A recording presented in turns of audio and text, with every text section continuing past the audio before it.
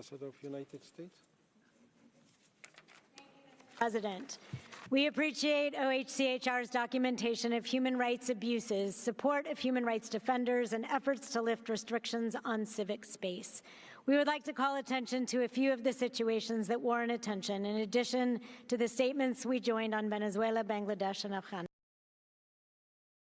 Afghanistan. In Russia, we appreciate OHCHR's reporting, particularly on the arrests of journalists. We urge an end to the brutal crackdown on domestic dissent, including of those criticizing the war in Ukraine.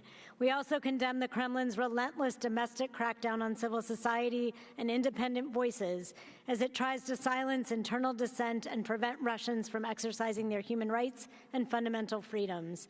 In China, the atrocities in Xinjiang committed by PRC authorities continue unabated. We urge the PRC government to implement the recommendations in the High Commissioner's 2022 assessment on Xinjiang, along with those from UN human rights mechanisms and the UPR. We remain concerned about the ongoing destruction of Tibetans' cultural, linguistic, and religious heritage, among other abuses, as well as the dismantling of civil, political, and democratic freedoms in Hong Kong, inconsistent with the ICCPR. We reiterate our concerns about the immense loss of civilian lives and damage to critical infrastructure in Gaza. Tens of thousands of civilians, including thousands of children, have been killed since the beginning of the conflict, and countless more face starvation.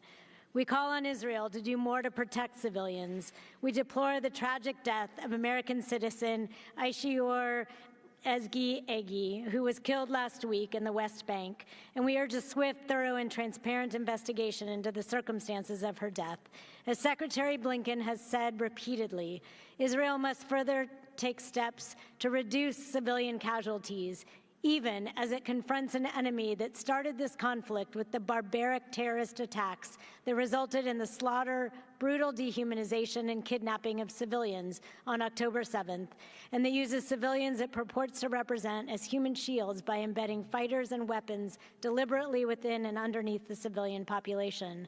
We condemn in the strongest terms the recent killing by Hamas of 6 hostages that included American citizen Hersh Goldberg Poland. In South Sudan, we call for the transitional government to create the conditions for genuine and peaceful elections, including the creation of civic and political Mrs. space. Ambassador, I thank you, Mrs. Ambassador.